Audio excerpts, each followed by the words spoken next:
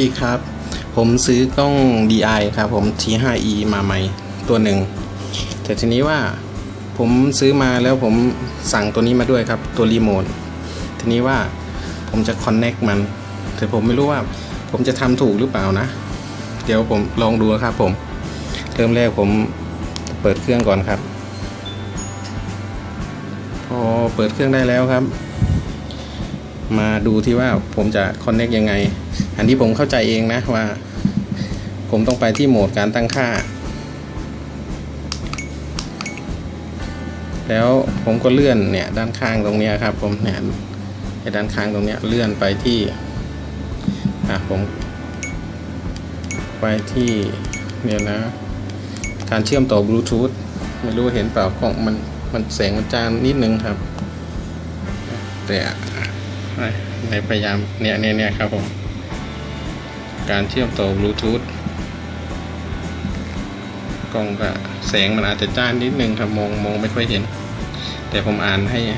ห้ฟังแล้วกันนะครับว่าผมไปที่การเชื่อมต่อบลูทูธแล้วผมก็กดเลือกเนี่ยให้มันค้นหาครับผมให้มันทำการ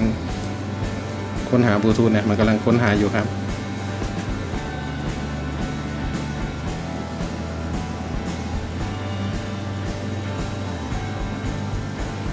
ไม่รู้มันจะค้นหาเจอหรือเปล่านะ